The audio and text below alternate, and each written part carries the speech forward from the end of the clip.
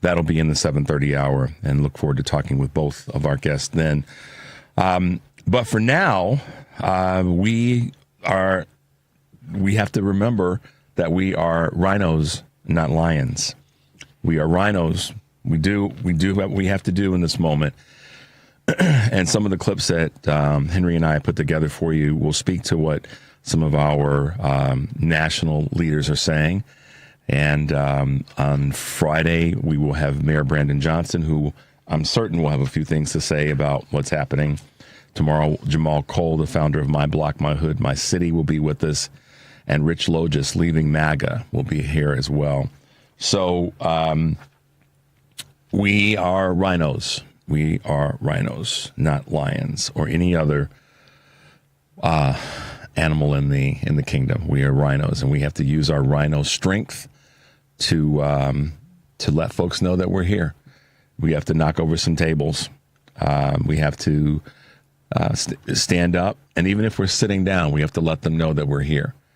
So right now, with the craziness that we're seeing, and the probably the biggest conversation is around these Doge boys, and I'm going to talk about that. I'm going to talk about a couple other things, but hey, guys, guess what? It's February 5th, and it is the 1-year anniversary of what? Choose Views here on WCPT in Chicago, AM 810, 820, where facts matter, and all those other good things. So as much as it's the 1-year anniversary of the show, and it's Choose Views, it's also an opportunity for me to say a big, big thank you to all of you guys who listen to not only my show, but listen to all of our shows here on WCPT. And that includes, following me, the Stephanie Miller Show, Tom Hartman, Joan Esposito, Patty Vasquez, all of our evening programming, our weekend programming, Edwin, everything that we produce here. And the family meeting, of course, but most definitely, and I want to say that for me, it's a thank you to the team here that keeps our shows running. Without them, we would not be able to do the work that we do. So whenever you call in or email or whatever, communicate, always give some love to Henry and to Devin and to Alex and Lady B and to Paul and to Andy, all the folks that are here that help our shows be what they are. And we thank you for that. I thank you for that in the stead of everyone else that you may not hear on the radio. And then I also thank you guys who've done things like sent cards, you've sent letters, you've sent little gifts, you've sent books, you've sent all sorts of things.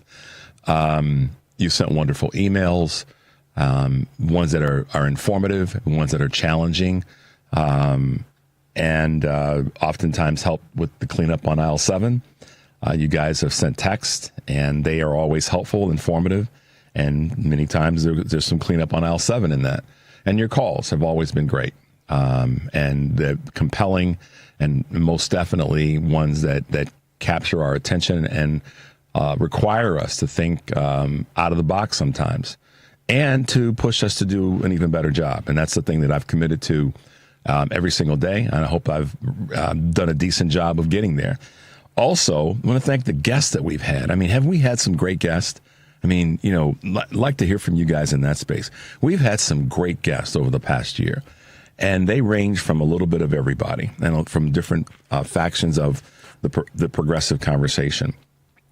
And it's just, that's really been cool. The people that we've been able to talk with and interview and be able to bring to you their message about the things that they're working on. And so, and I have to give a tremendous amount of thanks to my wife, Ann, who's been there and supportive and all the things that, that you, if you're blessed to have a spouse or a partner of any kind, she's been there to make sure that I keep it on the rails, keep my head in line, keep my ego in line, keep all those things in check, at the same time encouraging me to push harder and do a better job. So, I have to give my number one loudest thank you to my wife, Ann, for giving me the encouragement and the support to do the show. So thank you, love. I appreciate you for that. And so many others of you who are part of my support team on a personal level and station management, from Mark to Matt to Tim to everybody that's part of the CPT team and the Heartland Signal team. And sometimes when you don't have a prepared thing you're going to say, and you don't want to miss anybody. So that's why I want to make sure that I don't miss anyone by letting everyone know, Heartland and WCPT, thank you for the opportunity to bring the message that I bring to our audience. And thank you to the audience for being here to listen to it. And hopefully you guys can share it with more and more people. And shout outs to the folks that have been our regulars. Today we've got Kurt Mullet that'll be with us. On Friday we've got Karen Byrne from True Blue Politics Podcast. Thanks to her. And thanks to the people who have been folks that I've run into at events that like, hey, Richard, it's me. I call in. Thank you to you as well. You guys are a big part of this process. And so if I have a request from each and every one of you that listens to the show, that follows the show in any capacity, my request as we go into year 2 is to spread the word and to reach out to people and make sure that they have a venue that they know about this station and the shows that we have here, so that they have an outlet, a place to go. There's a lot of people who are still kind of trying to figure this out as it relates to the election in November. And they're trying to figure out how that's going to impact them even on a local level, when we've got a good, strong, system here in Illinois with our great governor and lieutenant governor, our AG, our Cook County president, and our mayor. Imperfect as we all are, but they're darn sure working their behinds off to bring us the best that they've got. So when you think about my little request is that you pass on what we do here to somebody that you know, wherever you are in the country. We've been so blessed to have folks from California to Oregon to Florida to Maine reach out to us. And I can't even tell you how cool that is. That's just like, wow, really? But help the folks who are in your communities, wherever you are in the country, pass on what we're doing here. I'm telling you that's going to be so empowering, to not only to them, but to you as well. If you believe even a little bit in what we're doing here at WCPT and Heartland Signal, one of the most gifting things you can do is to pass it on to somebody. You don't know how they're going to take it. This is the thing one of the things that I've learned is, and this is in that whole conversation around speak up and say something, because you don't know. You don't let me put it this way. Don't self-censor. In other words, if there are people that it doesn't even matter if you think they would be interested, let people know. You never know when you share something with someone, particularly with what we're doing in this environment that we're in right now. You never know. That person may have been looking for someone to reach out to them. They've given you the impression that they're fine. Everything's fine.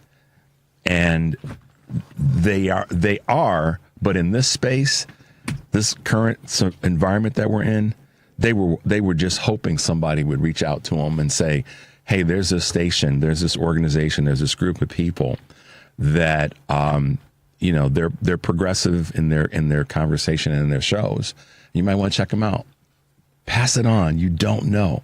That person may be struggling like hell dealing with all this, and they're just putting on they've got a good costume on, Henry, and they're getting through. But if they had the opportunity to talk to listen to and hear the imperfectness of what we do on this show and this station, it could be life-changing for them. So that's why I ask you, my one little gift you can give me as we go into the second year, is that you pass on what we do here at WCPT and Heartland Signal to somebody that you know and someone that you don't know. And you might be surprised that, and I have to give an additionally big shout out to my good friend, my cousin, Eric Grant, who hosts a family meeting.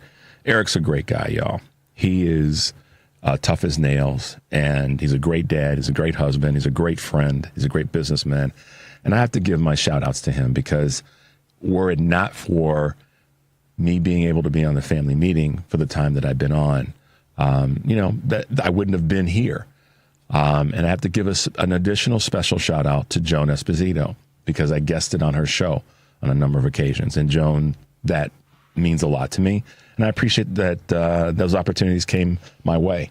So do me the solid, guys, of letting folks know about WCPT and Heartland Signal wherever you are in the country, and pass it on so that we can continue to galvanize. The thing that Mayor Johnson said and that others on the panel said on Monday at this WTTW event is that it's all about us galvanizing. It's all about community. It's all about us pulling together. And it's so incredibly important right now because they are trying to divide us. We're going to take a quick break. When I come back, when I talk about some of the current issues that are out there that we have to be able to lean into. So thank you guys for 1 year. I am thankful and I'm proud to be here. Of course, the number is 773-763-9278. This is Choose Views. We're going to take a quick break and we'll be right back.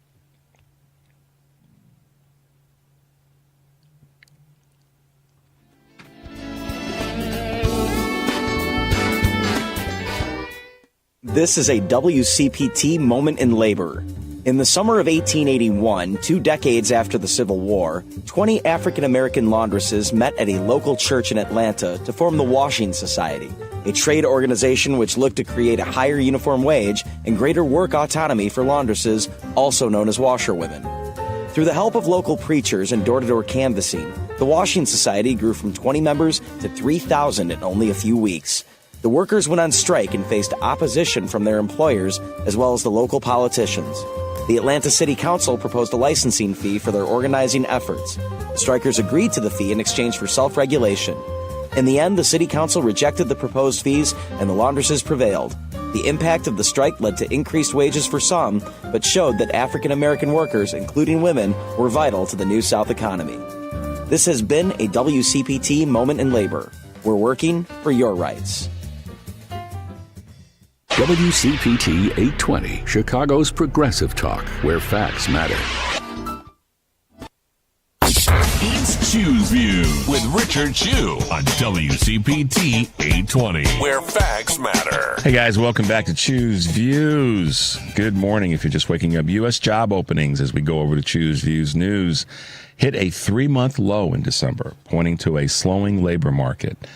Available positions declined to 7.6 million from the revised 8.2 million in November, led by professional and business services, the Labor Department said Tuesday, while the hiring rate held at a historically low 3.4%. Layoffs also remained muted, as well as a slowing jobs market. The figures suggest a lessening of upward pressure on prices, a good sign amid sticky inflation.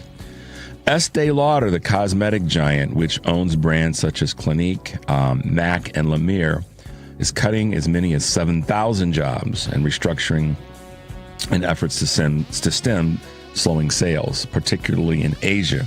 The move comes after the company said it expects net sales to tumble 10% to 12% through the first 3 months of this year, steeper than the 6.8% analysts were expecting, according to Bloomberg. Estée Lauder is a big deal company. A lot of brands, as we just saw. GM's Cruise to cut 50% of their workforce. The autonomous vehicle company owned by General Motors will cut approximately 50% of its staff following GM's retreat from the robo-taxi business. Cruise CEO Mark Whitten will be among the departures, which are expected to involve around 1,150 employees. GM announced it was discontinuing Cruise's robo-taxi program in December following a period of setbacks. Cruise will now become a GM subsidiary with its staff transitioning to develop autonomous vehicle technologies. And China is responding to the U.S. tariffs. It introduced a bevy of its own measures against us here in the U.S. In response to Donald Trump's tariffs on Chinese goods yesterday. They include, and be aware, 10% to 15% levies on U.S. coal, oil, liquefied natural gas, and agricultural products, as well as antitrust investigation into Google. Trump, who previously called the 10% tariffs on China an opening salvo, said he planned to speak to Chinese President Jinping this week. Sorry about that. The U.S. reached agreements Monday to delay tariffs, as we heard, on Canada and Mexico. State Farm seeks raises in California, unfortunately. Following the LA fires, State Farm has asked California regulators for emergency approval to raise homeowners insurance by an average of 22%. 22%. California's largest home insurer said it already paid out north of $1 billion in claims and that rate increases were necessary for the company to sustain itself. The state's insurance market was already in a year-long crisis, according to Bloomberg. So we're going to see that's going to have quite an effect in California, and hopefully those who have insurance are able to make the claims and get what they need. But there you go, guys. A couple of choose views items this morning. Let's talk about some of the craziness that's going on. We know what the elephants in the room are. So I'll just come at you real quickly. Speaking of China, China canceled Ivanka Trump's 39 trademarks. How about that? I saw something interesting, Henry. DEI was Donald, Eric, and Ivanka. So if we want to cancel DEI, let's start with them. DEI, Donald, Eric, and Ivanka. And it was pictures of the Don Jr., Eric, and I mean, we have some creative people in this world. You know, somebody sat and thought about that. They literally said, "I'm going to come up with a way to make so let's cancel." If we're going to, there we go. Let's not be reckless. Let's use a scalpel and cancel those three. And what I mean by cancel is not any harm, just their influence and having to see their mugs. Yeah. So China said, sorry, Ivanka. If y'all going to play that way, we're going to play this way too. All right. Here are a couple other things that hit my table. There are folks now, finally, that are calling for certain levels of legal enforcement on Trump and the Doge boys. I'll start with what I said last week. Let's impeach Donald Trump. The recklessness and not caring for Americans, all Americans, by cutting off funding last week, that's enough to impeach him. It just is. That causes harm. Part of his oath is to do no harm and to protect. Look at the text. So I'm still on that. Let's impeach him. And when you, all right, impeach him, arrest the Doge boys. France is already considering that for Musk. Other countries are looking at freezing assets. Okay, but I'm gonna I'll touch on these real quickly. The other thing is I don't even know where to start without sounding like I'm being cruel, and I don't want to sound that way. But Gaza. I mean, there's this part of me. There's a part of me where I go the whole F around and find out.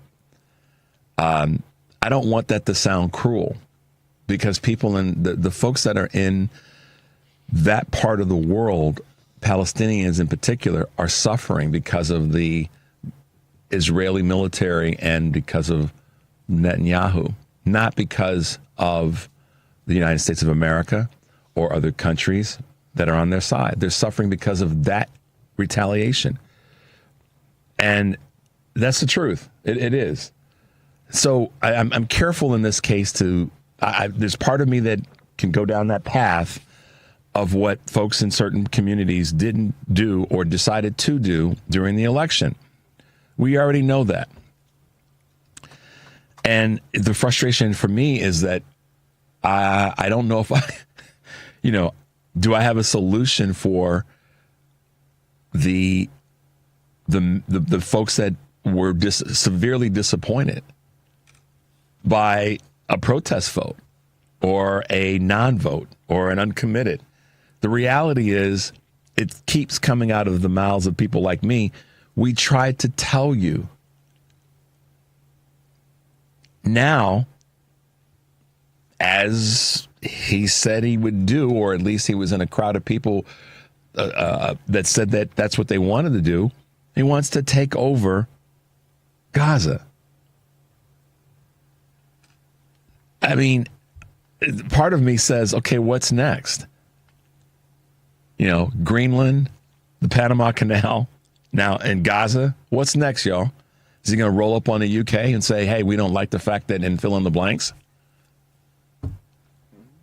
So, I mean, Henry's shaking his head like a bobblehead doll. I don't mean that disrespectfully. He's like, yeah, WTF.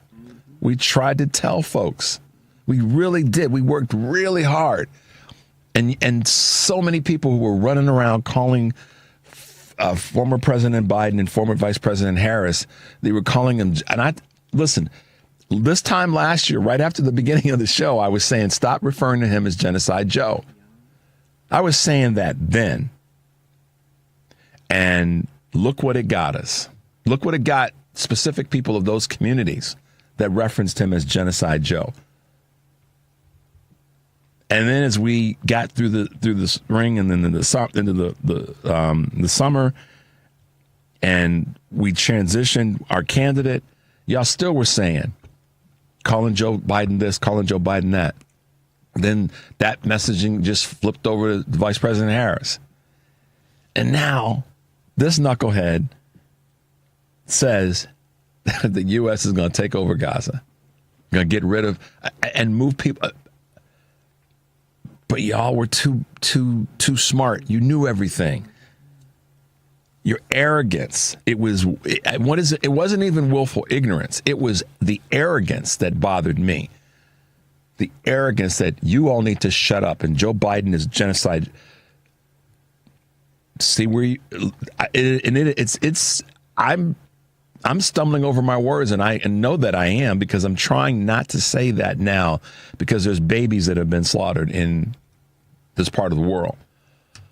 So I'm really working hard. I'm just as sympathetic as on folks that are being deported for the same. It's a tough one for me, because I don't want to sound like I'm uncaring and insensitive in any of those other words, because I believe that I am. But when are folks going to learn? When are y'all going to learn? When are people who,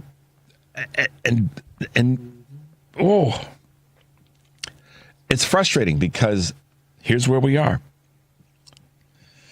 When we come back from this break, I want to talk about something else that took place that just burned my biscuit. So we're going to take a quick break, guys. The number is 773-763-9278. This is Choose Views, and we'll be right back.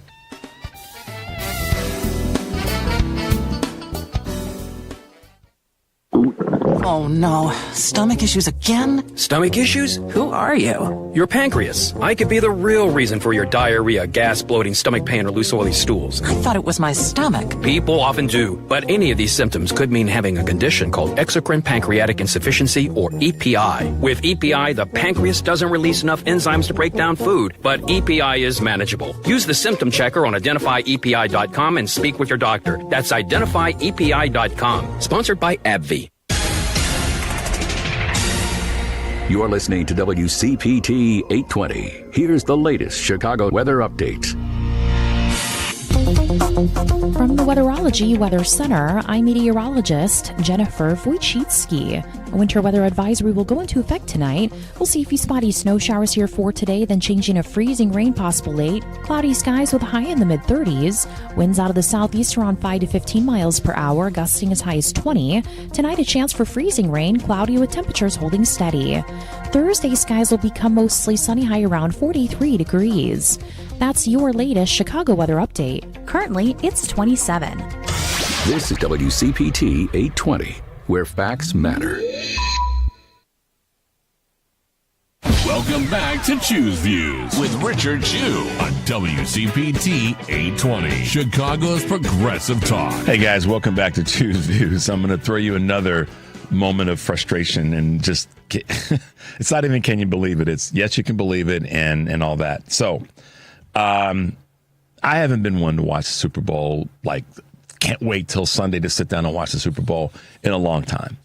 And it probably goes back to the whole way in which the NFL and the owners and the politicians handled this scenario around Colin Kaepernick. I was trying to be supportive during some of the issues and how they handled some of the player abuse of women. I was not down with that, and I was critical of Roger Goodell and the other owners where they were trying to protect that just unacceptable. But I was still willing to watch some games and make it known that I didn't support where they were coming from, as I would not support any organized or any organization, business. That's because professional sports is a business, y'all. Let's be honest. And I definitely, my watching of pro football went into the tank after the Colin Kaepernick scenario. And you all know what I'm talking about. He wasn't trying to do anything other than ask folks to be respectful and not hurt folks, specifically black men. And the football world of fans lost their damn minds. And I was like, you know what? I don't need to watch football on any day of the week. Occasionally, I might catch part of a game. And it just continues to be, that. And then when Donald Trump referenced the mothers of players in the way in which he did, I can't repeat it on the air, and people still stood behind that, I was like, that's just a bunch of garbage. The owner should have had enough guts to step up and say, you can't talk about a player's moms like that. But they didn't. So I was like, nah, I'm done. And at the risk of some people saying, hey, Rich, it's just sports, I would say, no, that's a bunch of BS. It's not just sports. It's beyond that. Because the NFL, as you guys may have heard, they decided that they're going to remove from the end zone the messaging, end racism. And the only reason that they're doing it, Henry, is because it's been made known that Donald Trump is going to be at the Super Bowl. Y'all hear Henry laughing? He's like, he can't even sit still. So I'm going to just put it this way. If you are against stop racism, you know what that means? That means you're for racism, which probably means you're for sexism and you're for LGBTQ bias. And the list goes on. So I am going to make this announcement right here and right now.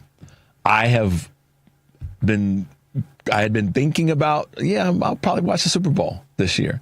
It's a historical moment, even though I'm openly hoping that Philadelphia wins. But it's a historical moment if Kansas City does. I can recognize that and not be a hater. But I'm not going to watch the Super Bowl. Because if they're going to take that sign, if they're going to take that away, do you know how much that hurts me? That a global business, has said because the president of the United States, who is a 34-time convicted felon, and all the rest of the things that we know that he's been indicted of and convicted for, all the rest of, for the NFL, that has a predominance of players who are not straight white Christian men, decided to pull that because of what they were worried about because Donald Trump is going to be at the Super Bowl. This is one of those moments where what Eric Grant and I talk about so often is this is the country that we actually live in, y'all. It just is. Anybody has anything to say to me about that? Oh no, Rich, it's just, you don't get any room on this one to kind of try to figure out how to negotiate a conversation around, well, they're not really doing that, Rich. Come on, dude. No. The NFL made a decision to remove end racism. Okay? From the end zones ahead of the Super Bowl. So during the Super Bowl. If they decide to put it back, I'm still not sure if I'm going to watch. because the fact that they even considered it tells me who they really are. And the only reason that they are putting it back isn't it because of what they believe. It's because of the public pressure and the financial hardship that they're going to suffer. So it's about the money. It's not about the belief system. And how ironic is it that on my anniversary 1 year that this is probably the heaviest you're going to hear me talk about I won't even say disappointment, because I don't get disappointed much anymore because I try not to have expectations. This one hurts me that a global business would say, because of one dude appearance at this event, we're going to take messaging away that impacts people. And here's why, this is the thing that gets to me about some certain things. Patrick Mahomes' mother is white, his father's black. So basically, is the NFL saying our key guy right now, our poster boy right now, whose mom, by the way, is MAGA, our poster boy, we don't really give a darn about him and ending racism. Yeah, he's our... This one hurts me. I'm going to get through it. It hurts me because it just continues to remind me of who our country really is. That doesn't mean our country doesn't have all of its bright spots and wonderfulness. Don't get me wrong. But for a business of this magnitude, in some way, you walk with me on this for a second, guys. In some ways, this bothers me more than DEI. And don't be upset with me for that. I'm not going to say bothers me more. It's in the same conversation. It's in the same bowl. Because I don't want anybody to take that the wrong way. That's not my intention. But it bothers me on a level like that. They want to take that away. End racism. Maybe what some of the players should do, honestly, that are playing, is that they should all take a knee during the national anthem, particularly if the black players and other players of color that are going to be on the field. And to be honest with you, some of the white players, all of them, every single player that's playing in this event and coach should take a knee out of respect to the fact that the governing body of their business has said, it isn't really that important. So I won't be watching the Super Bowl. Not that really matters, but I'm putting that out there to let you guys know that when we talk about taking a stand and drawing a line, it's this kind of stuff. Because one dude is going to be at the Super Bowl, and they're worried about how he's going to... Wow. Sometimes when I think about these guys who are uber wealthy, every one of the owners of NFL teams are billionaires, and their families are. They're some of the punkest people, and I can't say the words, but they're some of the Christy Teigens in the congressional records description of Donald Trump. You can look it up. PAB. They are. Because if I'm a billionaire, the president's got... listen, dude. No. These are my players. This is my business. You're not going to tell me what I can... What I would be letting Roger Goodell know. You need to tell Donald to shut the you-know-what up. Now the event's going to be stinky. Literally. All right. Let's grab some calls before we go to the break. Let's go real quickly to our good friend Big Art. Hey, Big Art, good morning. Welcome to Choose Views. Hey, Mr. Chew. Hey there. Hey, Big Art, we can't hear you. You can't hear me again? It's stunting. We'll put you on hold. Figure out your phone. We'll come back to you. Let's go to Rachel. Rachel, good morning. Welcome to Choose Views. Yes, good morning. Good morning to everybody. I've moved past the election, and I'm kind of like in an action mode. There are so many things that happened this week alone. Yeah. Within the last 24 hours. So his tactic of flooding us with offensive and outrageous acts is meant to overwhelm us. Yes, it but is. we don't know which topic to hit. So it's like we got to speed up our news. You know, it's how you start some segments, not you, but I'm saying any news network, and they say, here's the top stories. Right. Well, that may take like 10, 15 seconds normally, but with Trump, it'll take a minute Does it to next? just give you a blurb of what he did today. Yeah. So I think we have to really not get caught up on yesterday, because already yesterday he had set us back 50 years. Yep. You know, I mean, this week, you know, if you just take any period of time, each act, you know, next Department of Education goes away. This is so major. I can't look back 2 days now. So what I can say is that I'm grateful for all the attorneys, the legal, civil rights, you know, attorneys. They've already given them like 3 or 4 losses. Yeah. Okay. And the judges got the injunctions. That's where I'm at. Now, that gives me a little hope that he's pissing these judges off, so he won't be able to get the grace. You know, it's a shame. They let us down. The Supreme Court let us down, all of this. So he's going to get away with murder, and he's talking about putting Americans, shipping them over to, I forget which country, you know, to their jails. Yeah. So it's too much. It's overwhelming, but I think we have to find the right sources. Like I watch Midas Touch. That's my legal source, you know, because they're really good with delivering the this was filed today, or they tried this, or you know, and we combated it with that. And then I have you in the morning, and when I'm going to work in my car, you know, I have my segments. You have your sources. And just so have good sources. Have good sources. You know, we got to get our affairs in order. Get your finances in order. You know, we don't know what. You know, he takes away education. That's going to ruin a lot of people. Yeah. You talk about being able to work, or you know, how do we survive that?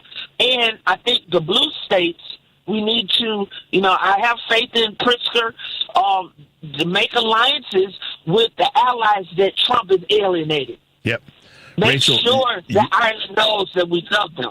You know, that we, you know, so we got to, it's so many things, but, you know, we got to stay on top of what's happening today. What did he do today? Yeah. You know. Rachel, one of the go ahead. I'm sorry. Go ahead. No. Forgive me. Go ahead. First of all, thank you for your call and thanks for your contribution. And I love what you just said about that the governors, the blue governors, have to make sure that they are not only creating but sustaining alliances with other blue state governors and other blue leading voices. That's so important. And I want you to pass that on to people that you communicate with, that's what we have to advocate for, is connectedness and making sure that we don't get distracted. You said it yourself, and it's a so well put point. We can't get distracted by all the flooding of the zone, to use a football analogy, or comment, to be pulled away from each other. That's what they're trying to do, is just to keep hitting us and hitting us and hitting us and hitting us until we can't take it anymore. And no, we can take it because we are who we are. So, Rachel, thank you so much. I got to grab this quick break, but I appreciate your call, and stay safe when you're driving in the mornings, okay? You as well. All right, bye now. Let's go to a quick break, Henry. When we come back, we're going to get some more of your calls before we get to the top of the hour. The number is 773-763-9278. This is Choose Views, and we'll be right back.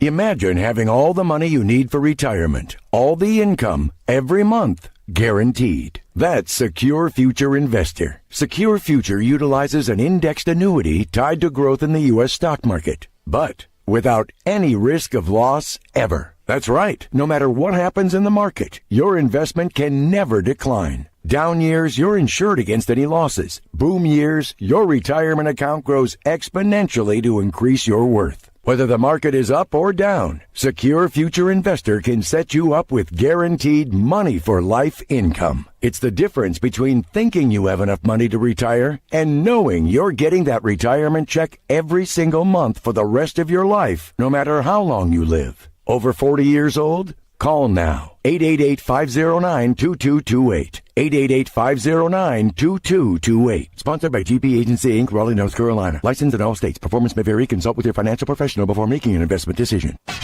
You're listening to WCPT 820 because facts matter. You're listening to Choose Views with Richard Chu on WCPT 820, Chicago's Progressive Talk. Hey guys, welcome back to Choose Views, 773-763-9278. I see all your texts and I'll get to them. I'll do my best to try to get them during the top of the hour break. So listen, I'm also, the anniversary was kind of a great way to drop this on you guys. I posted my first Substack, Choose Views. It's time to stand up. And you guys can check that out, and I'll get the information to you as needed. But my first article hit, so we'll see where we go with that. But we want to keep the message out there for you guys, and I'm going to do my best to keep you weekly posted with Choose Views on Substack. Let's go to a call. Let's go to our good friend Karen here in Chicago. Good morning.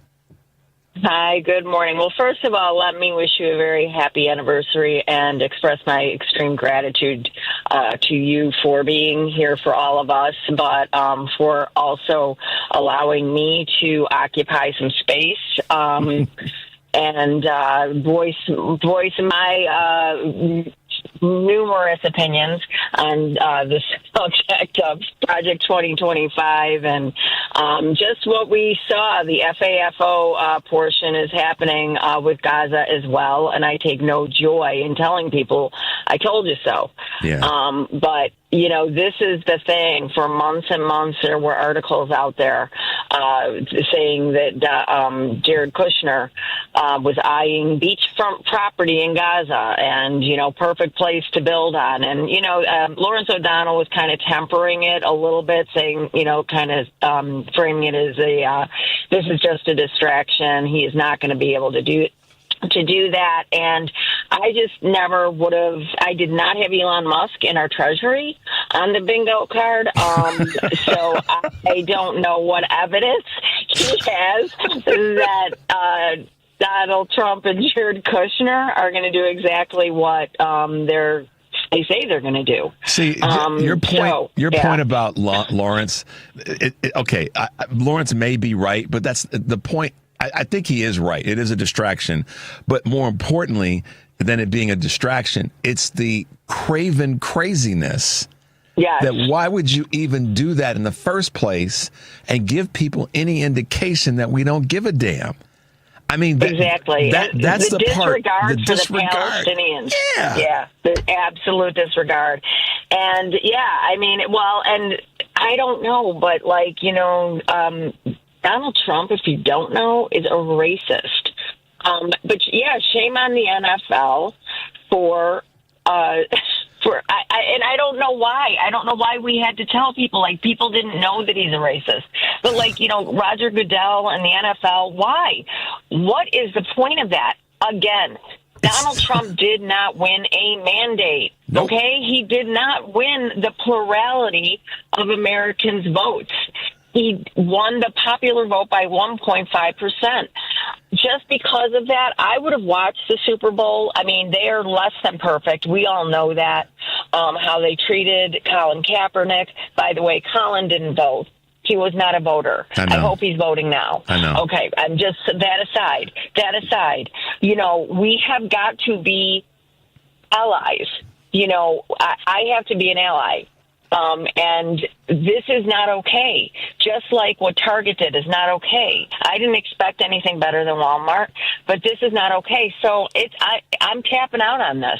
Yeah. I'm out. I am not going to be sitting there with my little Tostitos and my bean dip and and my, taquitos and all my snacks watching the Super Bowl. I can't do it. I mean, Karen, and that's why I said if it were any other category of representation that were treated this way, where if it said if the sign we're going to say in sexual bias, whatever it is, whatever the ism is, if they suddenly said we're not going to have this as a form of support, then you are for the thing. So I wouldn't watch any event, whatever it is, if that were the case.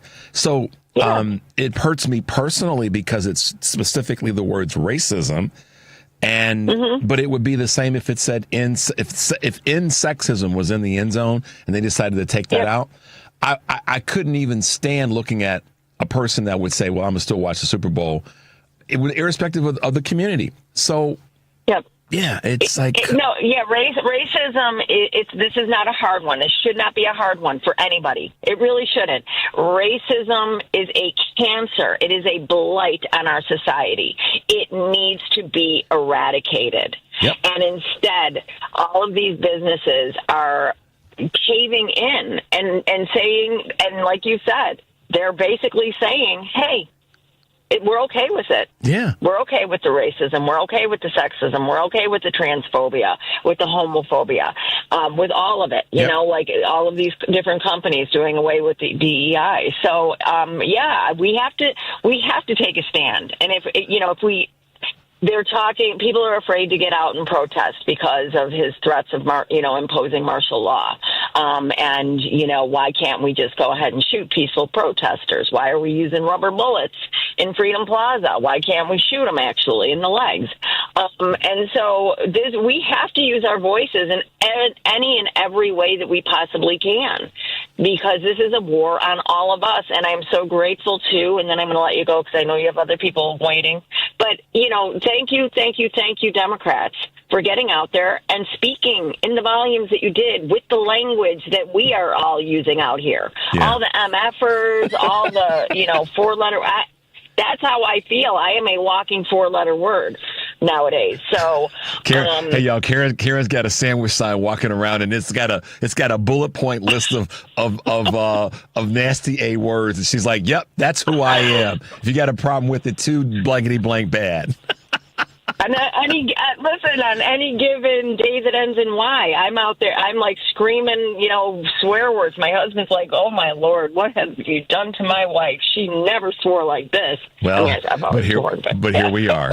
But here we are. We get to stand up. One of the opening lines in my Substack is the lyrics from a song by the gospel singer Donnie McClurkin, and it's "We fall down, but we get up."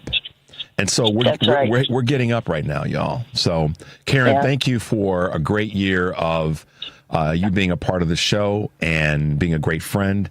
And, hey, we got another year in front of us, so let's get this thing done.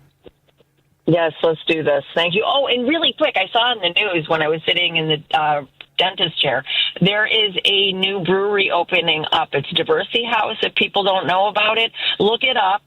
But they have their ribbon cutting, and it's a Black-owned brewery. Cool. So I didn't even know that. Okay. Anybody out? Yeah, look it up. I was excited because I do have some beer drinkers in my family. So we are going to definitely go and support Diversity House. We got to talk about that. All right, cool. Thanks, Kay. Appreciate you. Okay, thank you. Have a good day. You too. Bye-bye. All right, let's see if we can squeeze in another call before. Let's go to Andrew in Detroit real quickly. Hey, Andrew, good morning and welcome to Choose Views. Hey, Richard, happy anniversary. Thank you. And that's happy anniversary to us all that get to listen to you as well. Thank you. I heard a funny thing on C-SPAN this morning. A Republican called in and said, "What's all this big deal about Gaza? Why didn't he want Gaza? If we're gonna occupy any place, why don't we occupy France?" Oh, Andrew. The Republicans and independents were calling him. They're all saying this is the stupidest thing they've ever heard. I don't know. It's just craven and mean.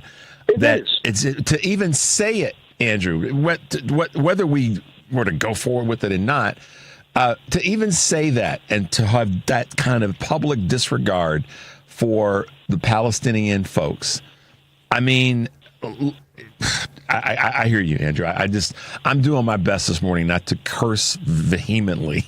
So, how have you been doing otherwise over there in Detroit? You been doing okay? It's been hard, Richard. This is just hard. I don't know. It breaks my heart. I can't believe there are people standing at the borders trying to get into this country. Let me out. Get out of my way. Let me out. You got to be stupid. Come here. This is the worst place on earth. We can't believe it's gotten this bad. Yeah, it has. We can't even believe it's gotten this bad. I don't know. Like I always say, I'm glad I'm as old as I am because I don't know how much more of this I can take. Well, we want you with us for as long as the good Lord will keep you around. Yeah. So we want to send you the praise and the energy that you deserve, Andrew. So hang in there, my man. I'm young, so I ain't going anywhere very fast. Great to hear your voice today. One last thing, Richard. It really got to me when Target did what they did. But then I said, you know what? This isn't hard for them to do. They've been wanting to do this all along. Yep, there it is. All of them. They just were looking for a sliver of. This is what they wanted to do all along. Yeah. Andrew, thanks for your call and your contribution and your kind words. I appreciate that and look forward to hearing from you again this next year, okay? There you go. Good luck with Substack. Thank you, man. Appreciate you. All right, guys, we're going to take a quick break. And when we come back, of course, we will have we'll be talking with somebody that you know. The number is 773-763-9278. This is Choose Views, and we'll be right back.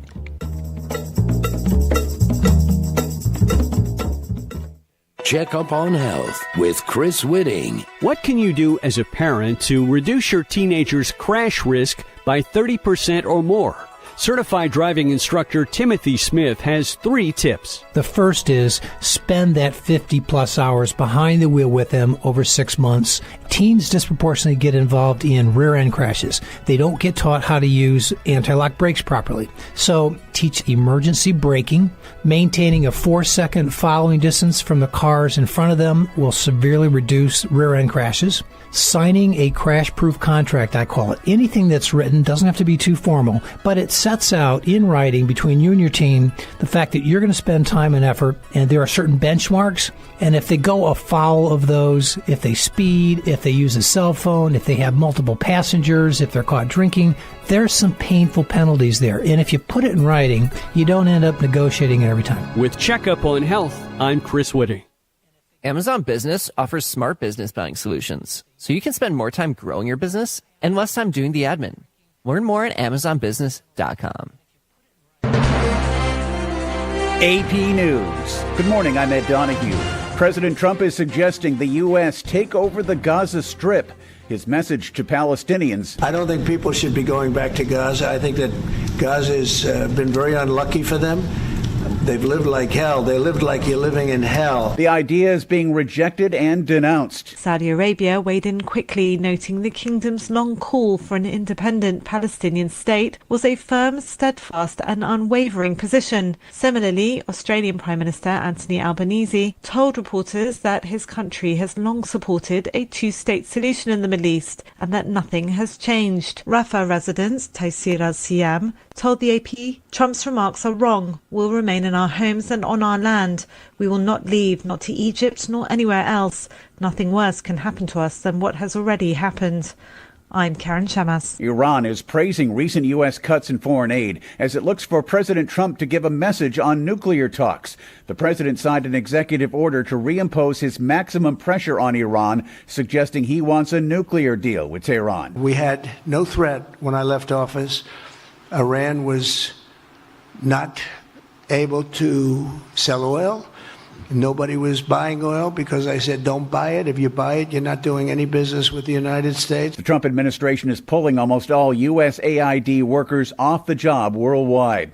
Police say one person is dead, 5 others wounded in a shooting at a cosmetics warehouse near Columbus, Ohio. Police are looking for the suspect who they say worked at the warehouse.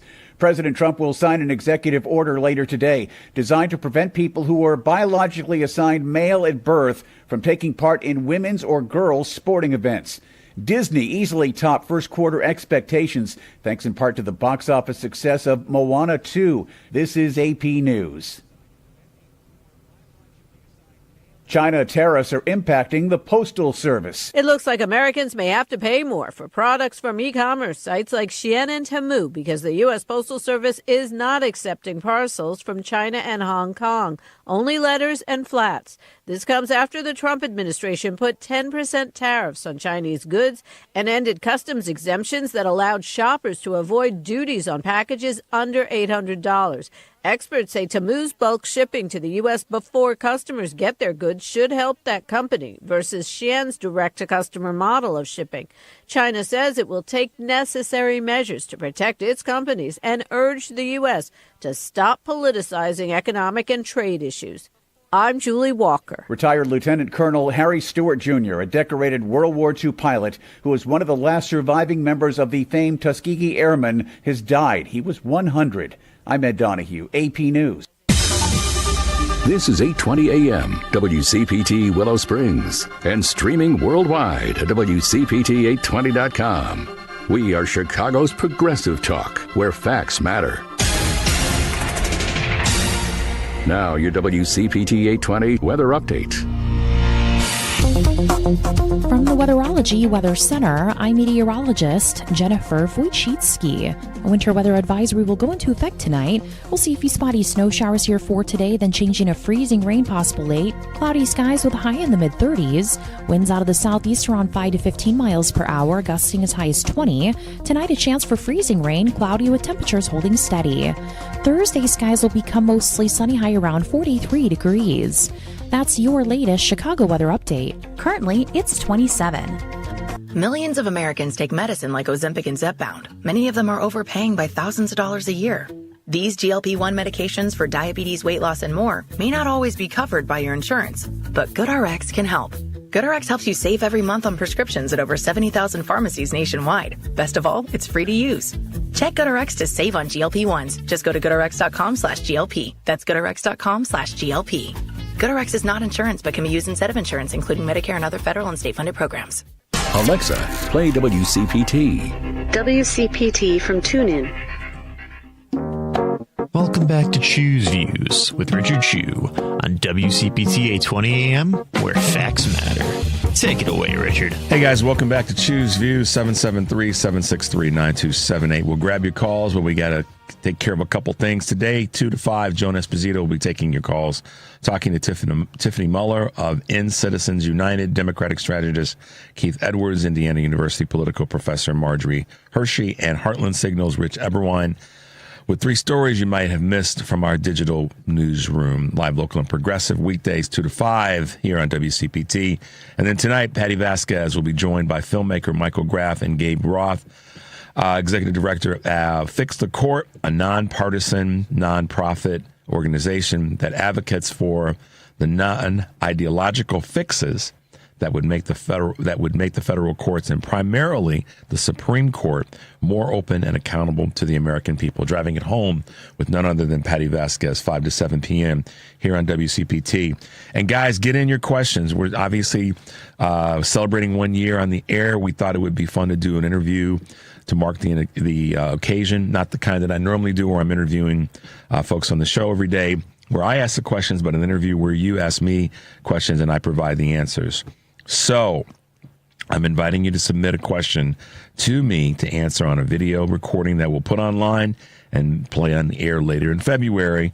Ask me about anything, my background, my personal history, my philosophy. I always laugh on that, philosophy on life, my fondest memories, my favorite movies or music, my thoughts about a historical or current event, and my most memorable moments hosting Choose Views. Whatever you have on your mind, submit a question. You can text it to 773-763-9278 or email it to Richard at WCPT820.com. Probably a little bit better to email it there. You can be a little bit more elaborative if you need to. Get all of our podcasts. If you're listening live, tell Alexa to play WCPT from TuneIn. And it might say, yeah, okay, we'll do that. Make your way over to heartlandsignal.com. We have a ton of articles and audio on X, audio and video on X, I should say. And they range from, just some of the most insane, crazy things that people are saying, like the North Dakota Republican that says Trump and the CIA should overthrow Mexican's, quote, Jew president. And people say it ain't about race. We got Henry lit up this morning. Henry's like, he's just ready to throw something. Can you believe that? I can believe it. It's no surprise to me. We got the NFL. So anyhow, make your way over to heartlandsignal.com, our digital platform. There's just a great list of items for you to review and to read and to pass on. Please do that. And make sure that you are informing those that you care about. This is Black History Month, so there's some good articles and pieces that are there as well. On hold right now, we have our good friend Kurt Mullet from Hoosier Blue 63. Good morning, Kurt, and welcome to the show. Hey, good morning, Richard, and good morning, Ann. Happy anniversary, dude. Thank you. This is great.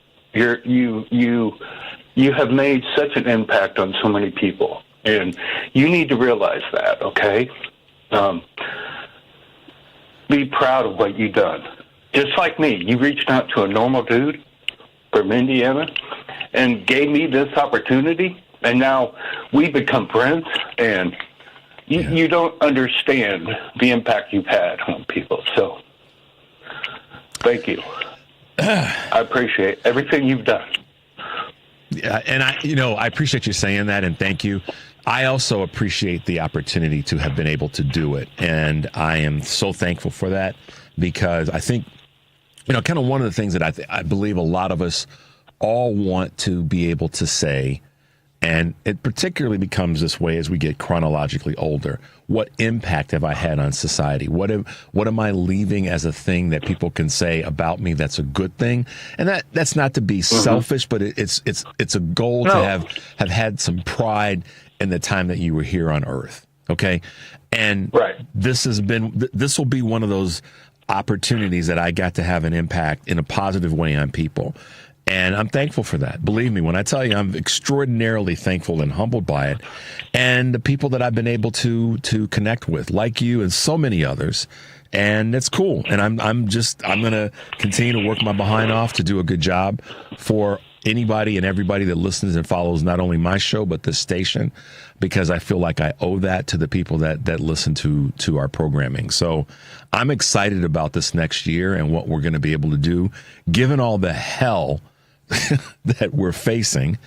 I'm honored to be able to be in the position to stand in the void and try to be a leading voice right now. So, I'm cool with that. You should be. So yeah, you should be.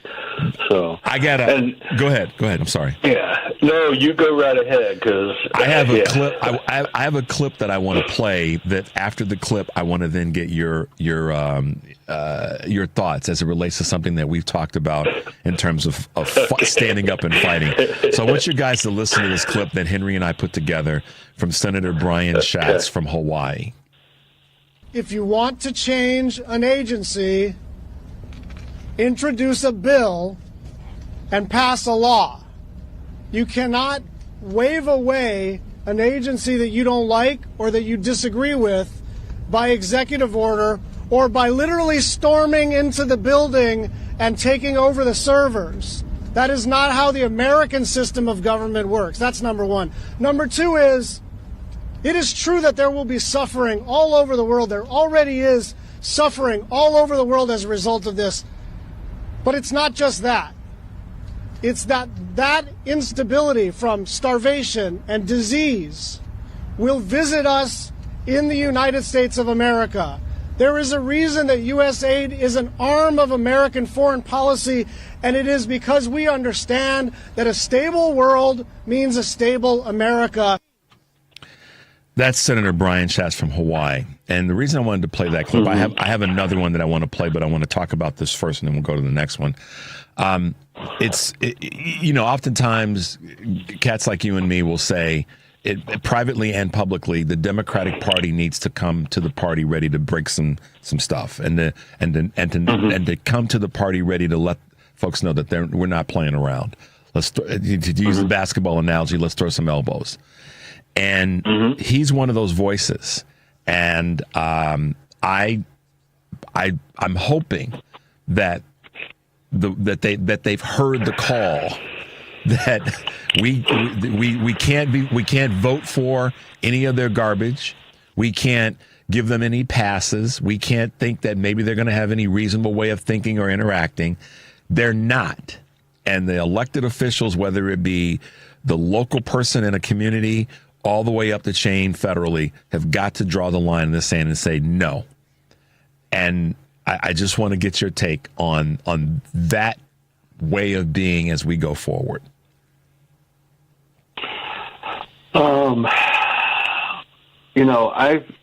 I've been thinking a lot about what is actually going on and all the different things that we're being put in our face and we're seeing happening.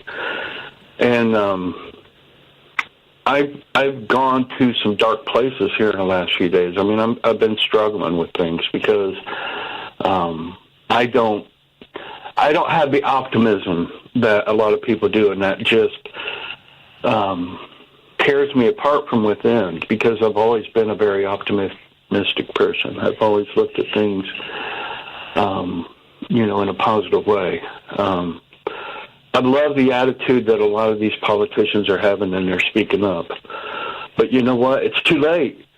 It's too late. We have a dictatorship in place right here. This is what's going on in our country, and this is why people are not understanding why aren't our politicians doing it? They don't have any control, really, okay? And I know you're going to have a different take on it, and we need to talk about things like this. We need to have different opinions on things in this. But do you not think that they're afraid for their lives right now if they speak up? I mean, when these cabinet positions get put in place and he's got all his people in power, things are going to, I was talking last night with some people, somebody made the comment, well, I'm just surprised how quick it's gone. And I'm like, well, I'm kind of surprised that it's not gone quicker. I mean, because, this is what they're doing. I mean, don't we as humans in this country, don't we understand the meetings with Viktor Orban, the sleepover that he had with him down in Mar-a-Lago, the meetings with, Putin and, just Saudi Arabia involvement? I mean, haven't we looked at all of this? This is not just a Donald Trump attack on the United States. This is a global movement from dictators in our world that want to destroy America. And they have poofed up the ego of Donald Trump to the point to where he doesn't care. I mean, he's never really cared about anybody. Yeah. But he now understands. Guys like Trump want to be known in history, okay? They want a legacy there, and they don't care what that legacy is. So we need to be prepared about what's happening. Guys like you and me, okay? People like you and me, we may be in danger here in the near future because of how we speak out against this administration and what's going on. And that's a reality that, we have to realize, that we have to face. So I love the fight, and I love the ideas. And Pritzker and so many of them around the country are doing this. I don't know, man. Well, that's why I wanted to ask you. That's why I wanted to ask you the question, because part of this, and there's a couple of things I want to go back to that you said. One of the first ones is he wants to be remembered as, and what went through my mind in that moment is he wants to be remembered for being a stronger dictator than Hitler and Mussolini were. That's okay. So that's precisely. I'm not going to lie. What went through my mind as I was listening to you say that. He wants to be recognized and remembered for being a stronger dictator than they were, no matter what the cost is for that. And what we see with dictators across over time is that they are at their core weak people. And when you said he's now pumped up by external forces, external people, that he feels that he can't be affected. Well, you know, the reality is, however it happened, staged or not, people who have been in these positions before have been affected. And I will stop there from saying what's in my brain, so that nobody takes that any way other than where I'm stopping at. But to that end, what also went through my mind, and listen, I'm with you. We can't have our heads buried in the sand on this at all. That is the optimism's important because that sustains us. Because without the optimism, they will attempt to run over us. Absolutely. So that's why I remain optimistic about what we have to do and how we have to do it. But it doesn't change the fact. I mean, I got an interesting text from someone yesterday that said to me that black women aren't going to be out marching this time around. And I put that in the context of where we are right now about fighting. There's a lot of people who are in some ways saying, you know what, I'm prepared for this. I've been prepared for this. We're built for it. And I've been watching the Dr. Henry Louis Gates's stories on migration and how black folks have migrated throughout the country. And one thing that's consistent in the stories that he's telling and reminding us of is that, you know, we've been down certain paths before. The difference is this time, the broad swath of people that are being impacted is a bigger group of people. And that's why people can't, I believe, or at least have their heads in the sand. I mean, shutting down departments, this is a thing that a lot of folks just aren't paying attention to. And this is why what you're saying about people have got to be prepared is shutting down federal departments is going to have an economic impact as much as anything. I mean, just look at it like this. If X number of people, and I know you have looked at it this way, are in a particular community and they're making X amount of money per year and they work for a federal agency and that agency goes away, that money that they were spending in that community goes away as well. So it has an immediate economic impact on what the sustainabilities are of certain communities. That's the thing that I think people are not prepared for, as much as it is about tampering with our information that these Doge boys are doing. It's when you shut down these agencies, that's an economic impact that is immediate. It's immediately felt. So you're right. I mean, I'm optimistic, Kurt, because I'm built that way, but I'm also very realistic because, you know, they just decided to take. We have to. Go ahead. I'm sorry. Yeah. No, I didn't mean to interrupt you. I think the optimism is important to have, but it's also got to be mixed with the dose of realism. And when you said someone asked you the question, "How did we get?" Did they say, "How did we get here?" Or what was it? What was it that someone said to you?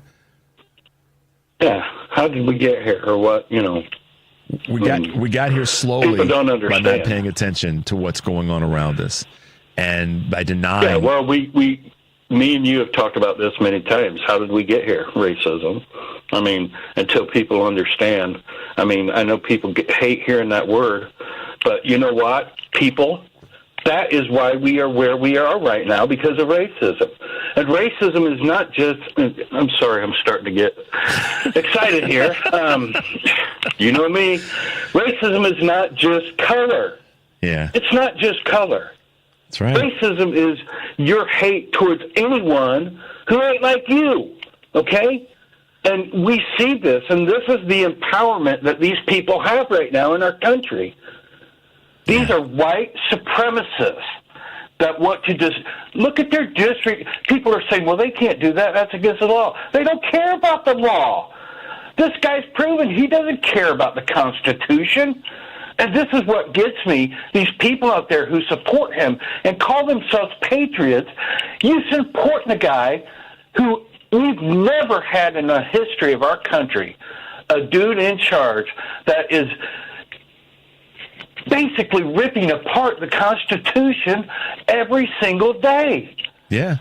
And you call yourself patriots. Are you... God, what is wrong with people? Your caller Rachel earlier said something about the top story every day. Rachel, that was a great point, but let me tell you, Rachel, here's the top story. We have a dictator in command of our country, and everything that's going on, we don't need to know the details. We just need to know he's destroying our lives is what he's attempting to do.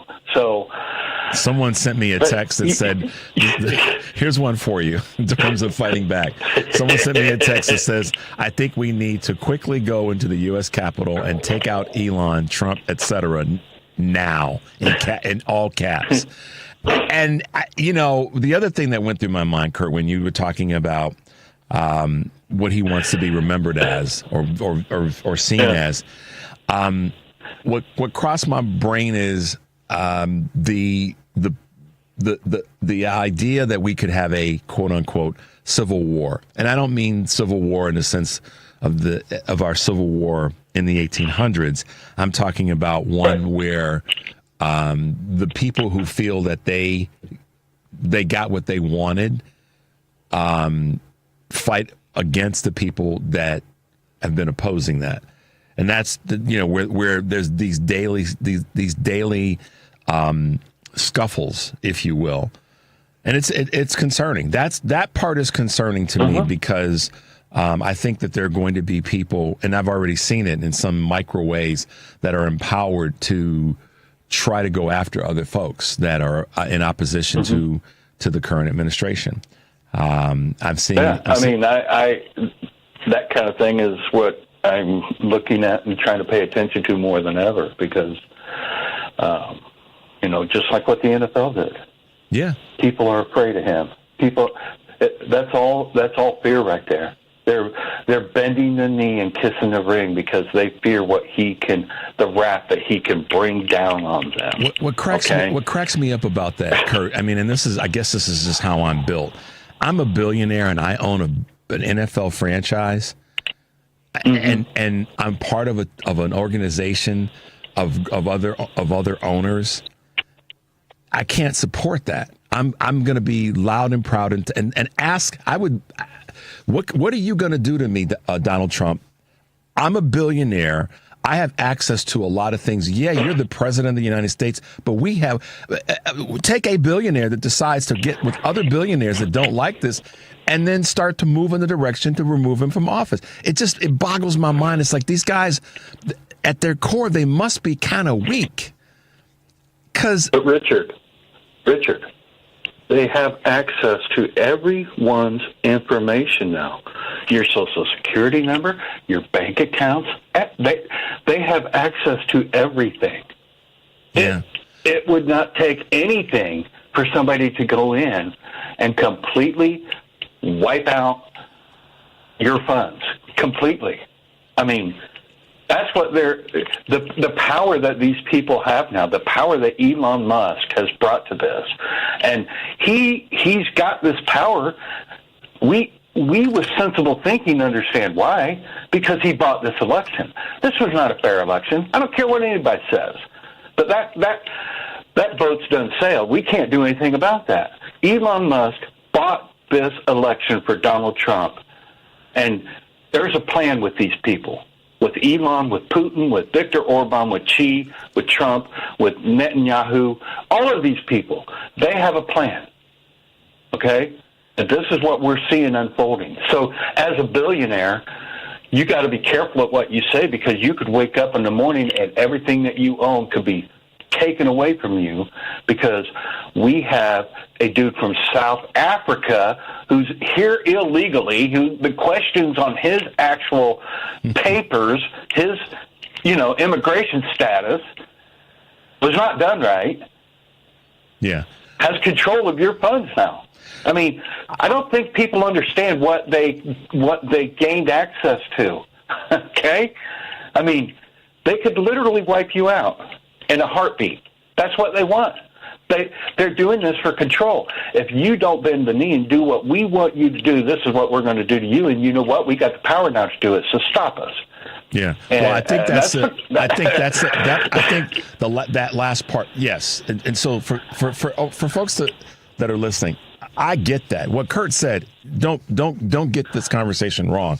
I get that. Their goal is to have that. Oh no, I know you do. That control. And so Kurt's he's hitting the nail squarely on the head in terms of what their goal is and what they want to do, and having access to this information. We understand it's a attempt to take over all that they can take over, to then be able to get people to further bend at the knee.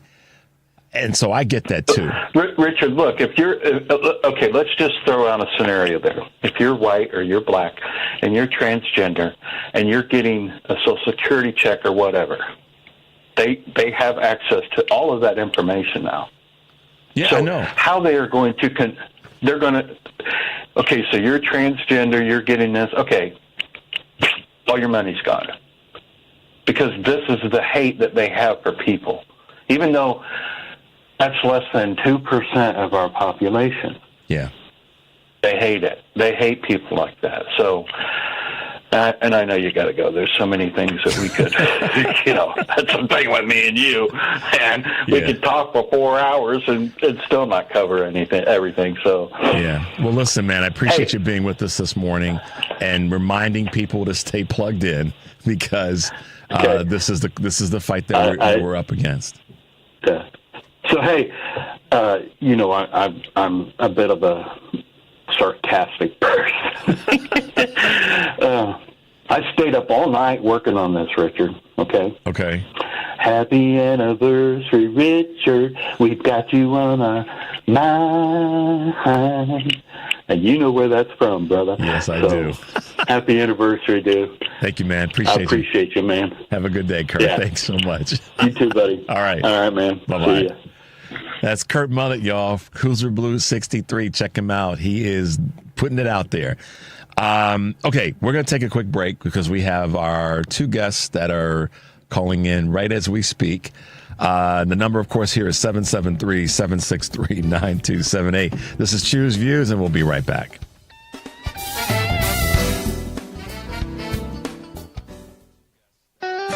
It's wintertime, so let me set the scene.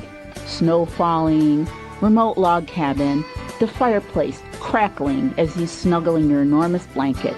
The end to a perfect day. Until you get up and scream from agony from the tooth you just cracked. Now what? Call Total Dentistry, because we're always here to help. Rain, snow, sleet, or hail. We have ridiculous hours from 6 a.m. to 7 p.m. Why? To help you. We have advanced technology, AI, one-day crowns, sedation. Why? To help you. We have financing options. Why? To help you enjoy life to its fullest without dental fear or pain. So don't sabotage your perfect day. Call Total Dentistry at 847-358-2477 or visit TotalDentistry.org. And don't forget, February 9th is National Toothache Day. No kidding. Total Dentistry, a general dental practice like no other. Hello, fellow progressives. Attorney Tony Moret here. I want to thank all the WCPT listeners who have put their trust in me. I know that nothing is more important to you than your family, and it is an honor to be trusted to help carry out your wishes. Planning your estate can seem overwhelming, but it doesn't have to be. My 30 years of experience will help guide you through this very important process to help preserve your family legacy. Whether it is drafting a living trust or a will, I will be with you every step of the way. In my practice, facts matter, so advertising on WCPT has been a perfect fit. We can get things started if you call me at 847-996-0496. The initial meeting is completely free and there's no obligation. All it takes is one phone call. My website is moretlawoffice.com. That's Moret spelled M-O-R-E-E. As I say, sometimes the first step is the hardest. But all you need to do is call me at 847-996-0496.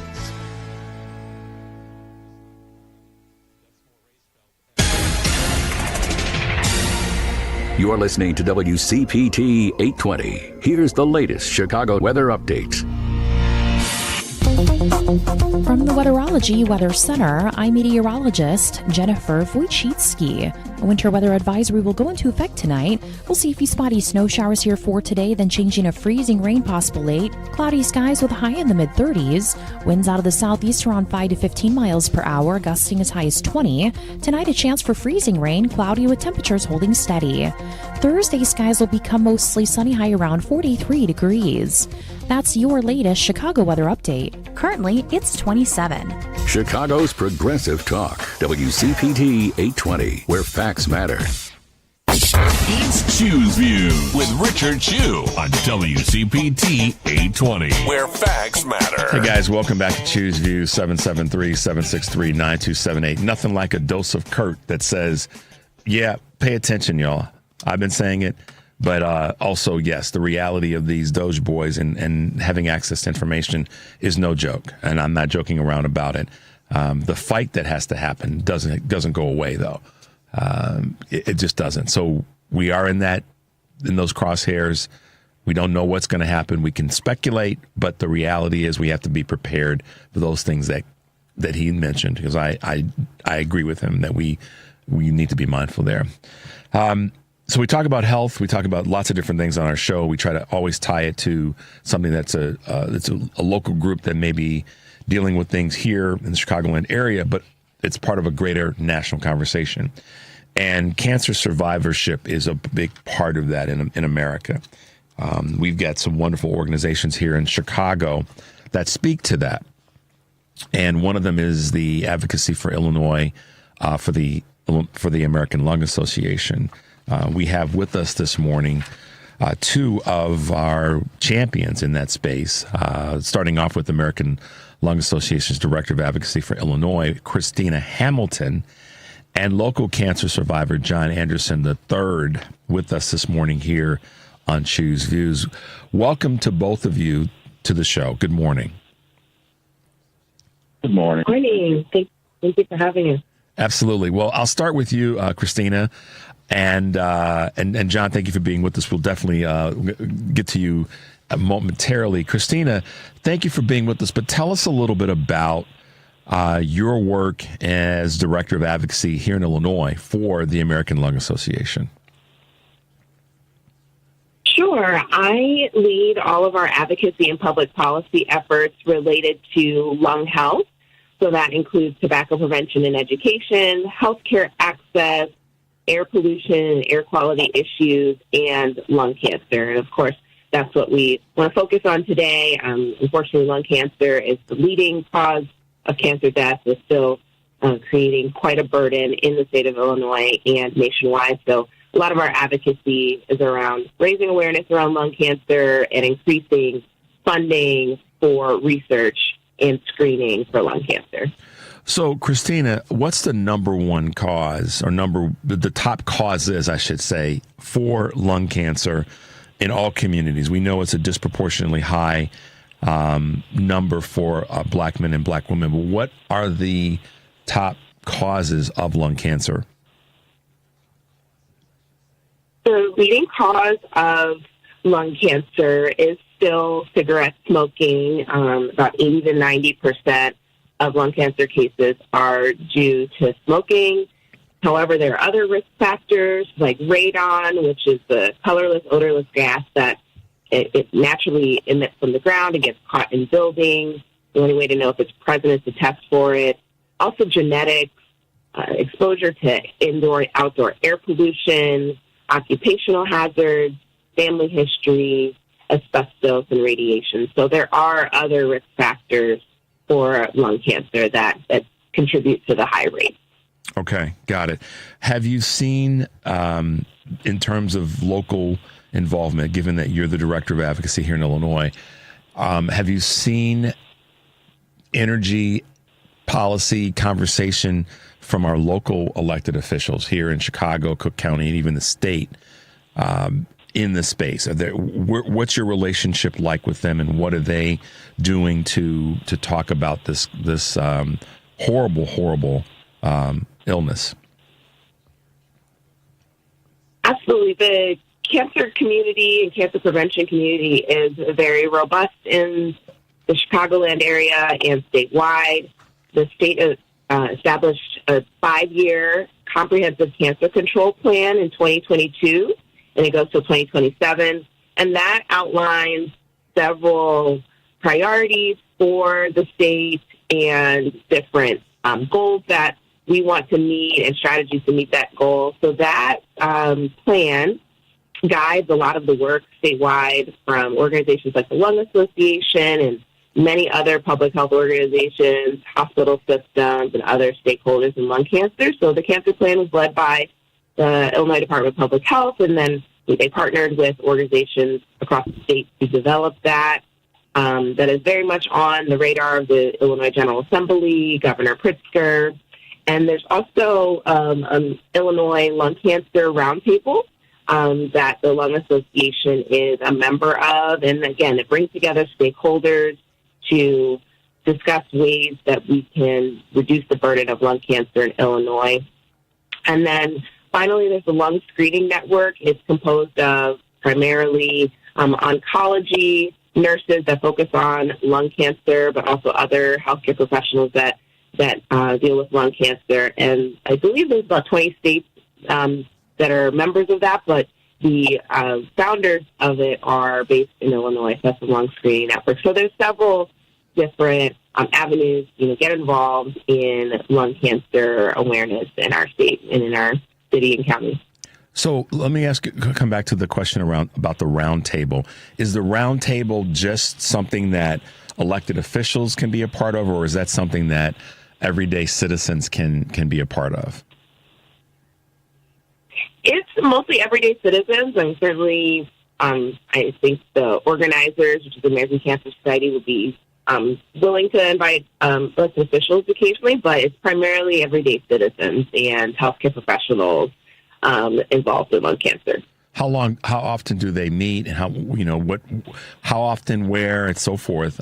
Because that's, in terms of getting information out and participating in the process, I think that more citizens would certainly love to be aware of how to be a part of that. Yeah, it's actually a very timely question. On Tuesday, February 11th, the Lung Cancer Roundtable will be meeting at the American Lung Association's offices at 12 p.m., and it's located at our downtown Chicago office at 55 West Wacker in non-suite 800. So we meet monthly, usually virtual, but the meeting on Tuesday will be in person. Okay. We may circle back to that to repeat that for folks who are interested. So, John, welcome to the show, and thank you for being with us. John Anderson III, you are a lung cancer survivor, and I'd love to have you share your story with us, your diagnosis, your recovery, where you are now, and how you are navigating and managing your life. Got it. First of all, thanks for having me. And I want your listeners to know that this is for everyone. I'm mainly focusing on black men and men of color because that's what I am, a black man. But I want the mothers, daughters, brothers, sisters, uncles to know that this affects the entire family, not just the cancer survivor, the one that's diagnosed with cancer. But let me tell you my story. 2013, I had a pretty great job where I worked indoors, outdoors. I had this nagging cough and this phlegm coming up. I thought it was part of, having a cold. I was spitting up phlegm and sometimes gurgled at night. I just thought it was just part of the job. And unfortunately, I had a shoulder injury. So I went in for a CT scan.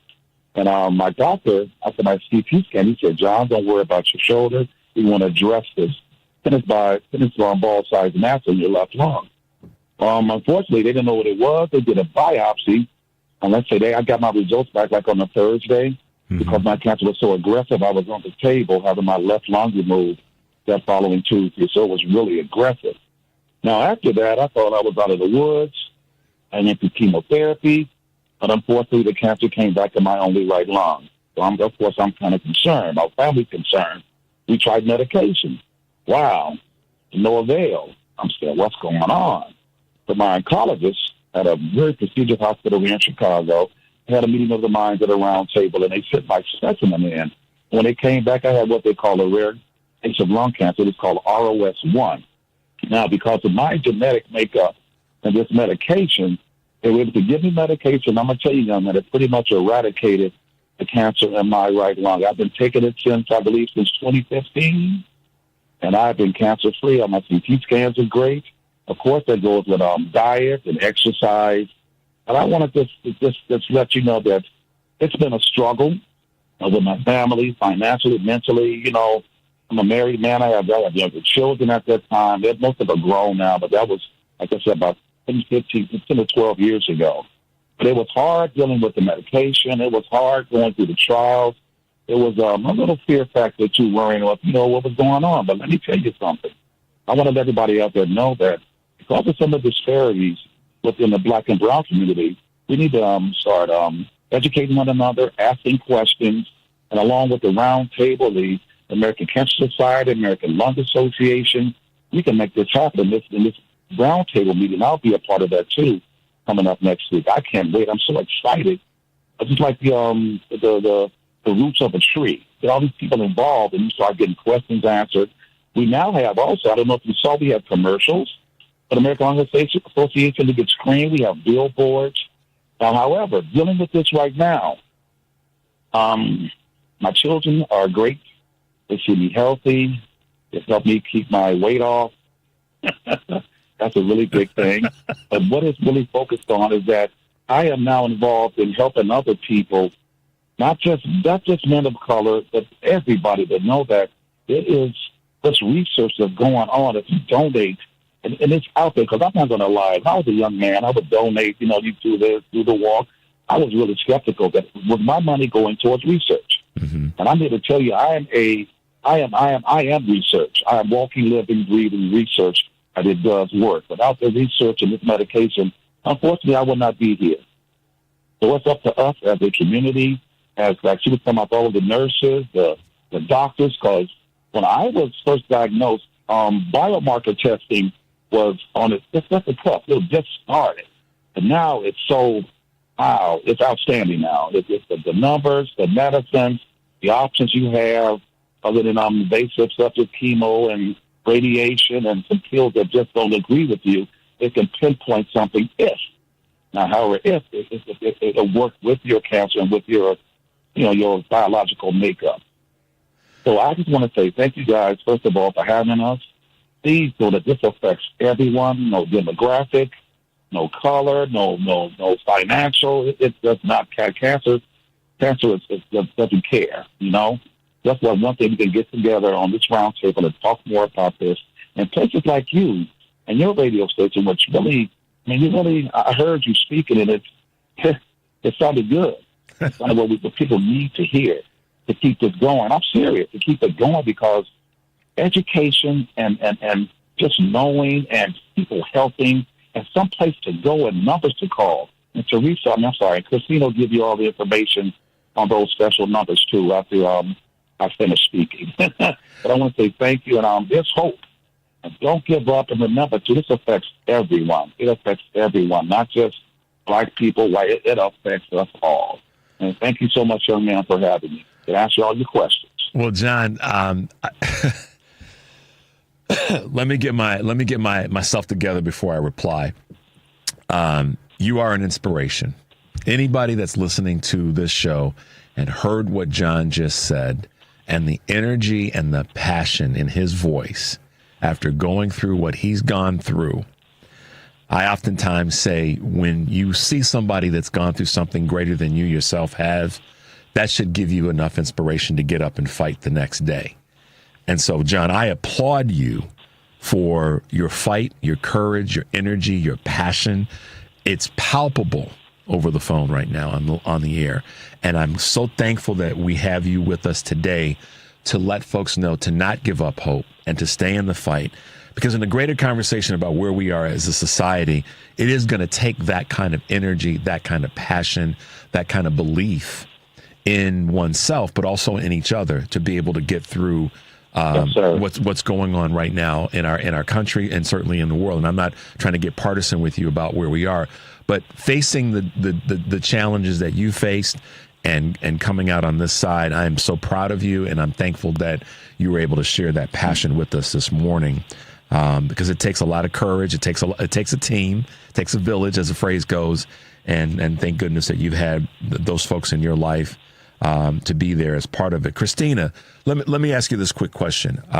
John just shared some things that were probably technical for some people to not necessarily understand. And I'm willing to bet there's a number of cancer survivors that are listening to our show this morning. But what I want to ask you is, when the diagnosis, John said that he thought it may have been a cough. He wasn't quite sure, little things like that. Screening. How do we get more people to know? I don't know how to ask this question without sounding completely silly. If something's not right, get it checked out. Maybe I'll put it that way. That's a statement I'll make rather than ask a question. And I don't want anybody to be offended by that, but we really do want to encourage folks, yes, to be more mindful of the screening opportunities that are out there. Is that a fair way to put that? Yeah, it's definitely. The screening rate for people who are high risk for lung cancer is only about 17% in Illinois. So we have a lot of room for improvement for people to get screened. Early detection in lung cancer is critical. When you're able to diagnose lung cancer in an earlier stage, it is easier to treat and more likely to be cured. So some of the symptoms, can be what John described. People can also have shortness of breath, frequent lung infections like bronchitis or pneumonia, coughing up blood. So there are several symptoms, of course, related to like the respiratory area, your chest. So we do encourage people, if you're having persistent symptoms like that, it's not improving, to advocate for yourself to your provider, insist that you get it evaluated. For screening specifically, the current guidelines are focused on people with a smoking history. So they either smoked a pack of cigarettes a day for 20 years, or they smoked 2 packs a day for 10 years and quit within the last 15 years. So there are some guidelines that link to the insurance coverage for screening, but there are other evaluations that people can have if they don't fit those screening guidelines.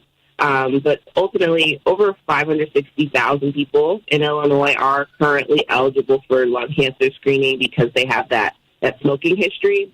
So it's imperative that we continue to get the word out. And like John said, don't be fearful. There's a lot of hope for people with lung cancer these days for them to, if they get screened and get it caught early, if they have a biomarker where there's a treatment available, that they really can survive this disease.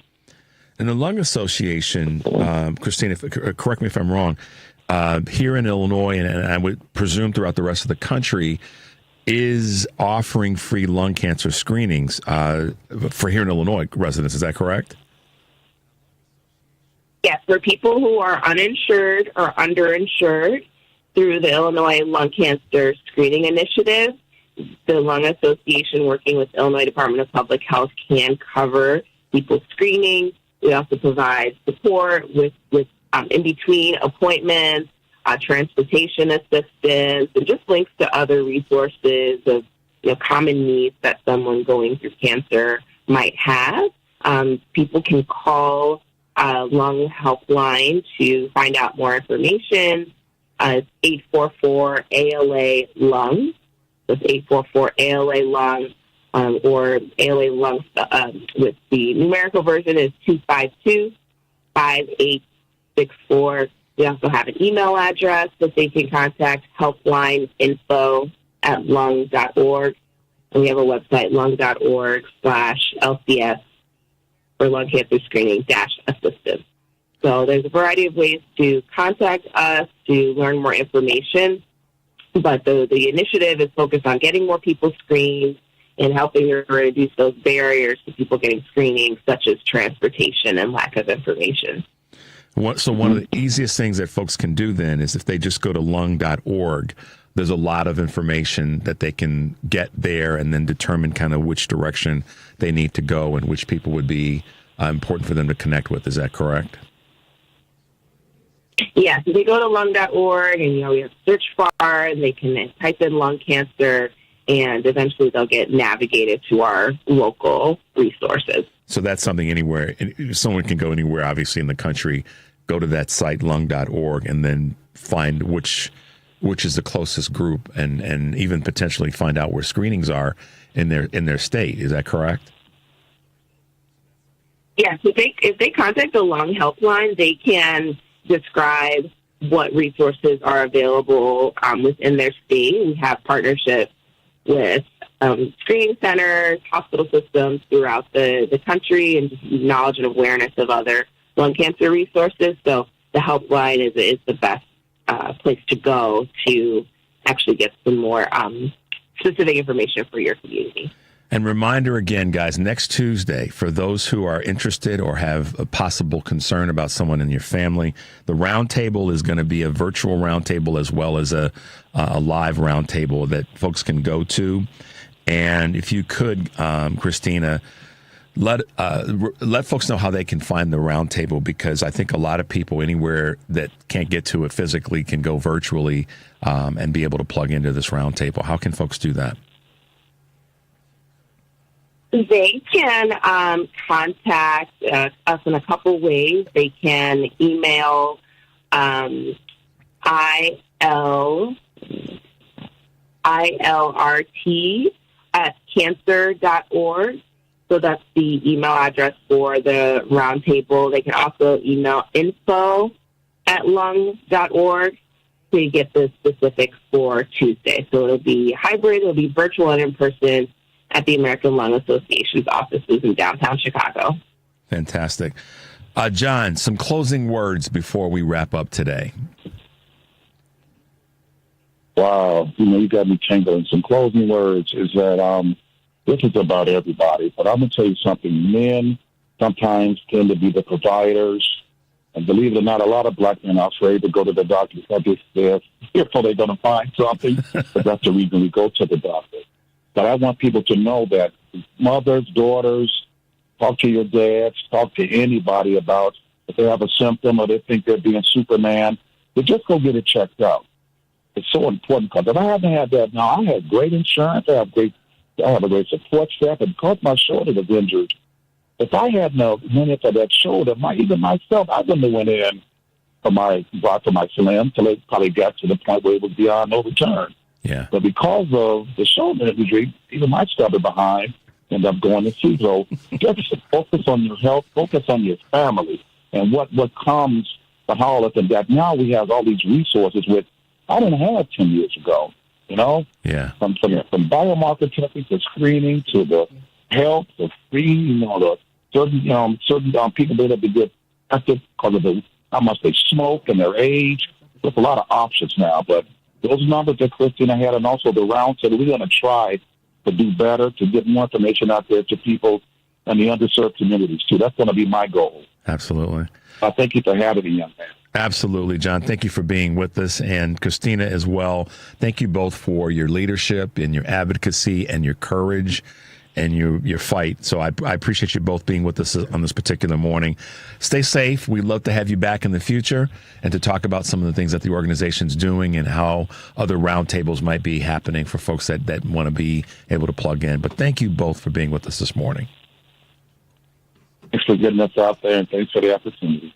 Absolutely. Yes, absolutely. Thank you so much. All right, guys, be safe. Thanks again for being with us. All right. Well, what can I tell you, Henry? Two advocates and a very, very strong fighter in John Anderson III. And we appreciate him being with us and letting us know. Stay plugged in, stay aware, get checked out. Screenings for cancer and other areas, guys, this is a thing that we have to do. All right. Quick shift. We have a little bit of time left. I'm going to squeeze in a couple of quick calls before we wrap up. Let's go to Farmer real quickly. Farmer, you got 30 seconds. Go for it. Happy anniversary to you. Happy anniversary to you. Happy anniversary with Chew and Chew's Views. Happy anniversary to you. Thank you so much for your wonderful words. You doing okay down there? I'm in Richmond, dude. I'm getting ready to go to the protest. There you at go. the Capitol. There you go. Got to do it. There you go. Got to stay in the fight. Hey, yes, sir. Enjoyed you on John Fugelsang's show. Called him. You got to get on there more, man. You really let your hair down. Grandma Osley, I'm in the capital of Virginia today, the Commonwealth, and I am here for you. I know you can't get to Springfield, but I am your voice today, Grandma Osley. Take that energy with you and spread the word, Farmer. Thanks for the call. Appreciate you. All right. Happy anniversary, kid. Thank you so much. Be well. And stay safe. Let's go to see if we can squeeze in Big Art real quickly before we wrap up. Hey, Big Art, you got 30 seconds. Go for it. Okay, happy anniversary to you, and happy birthday to me. So we should be able to remember those things. We will. With no problem. I'm going to be perfectly honest with you. I'm too big a sports fan to not watch the Super Bowl. I'm just going to be perfectly honest with you. But what I would like to see, I thought your idea of, if not all, a majority of the players and coaches taking a knee. And if that's not possible, I know it's too late for them to order helmets with end racism on the back of them. I would like to see the players get a Sharpie, since DT likes using Sharpies to make an emphasis on stuff he knows absolutely nothing about, and write end racism on the back of their helmets. And see what the repercussions could be. Yeah, that's a good point, Big R. I'll talk a little bit more about that in the days to come. Thanks for being with us, and thanks for holding. I know we had a little bit of a connection issue, but I wanted to get you in because I know you've been holding. No, it's okay. It's fine. It happens. It happens. Stay strong. Good to hear your voice. Mm-hmm. Same here, man. Have a good day, All right, Big take R. care. You too. Be careful out there later on, people. It's going to get icy. That's true. It will. All right, man. Be well. Yeah, he's right, guys. And if you're in Chicago, be careful in your commutes. It's going to be the weather's going to change today, and it's already cold. So, to Big Art's point, it'll probably end up being a little bit icy and slick. So please be safe, y'all. Great to be with everybody on this 1 year anniversary of Choose Views. And like I said earlier, I appreciate everybody who's been with us and staying with us, and not just my show, our show, but all the broadcasts here on WCPT. We appreciate what you guys do in following us and calling in and texting and all the things that you've done to allow our shows to be here. And kudos again to all of our team, from our board engineers to all of our staff. Thanks so much for all that you do. All right, guys, got to wrap it up. As always, take a deep breath and make your life count. We'll see you tomorrow.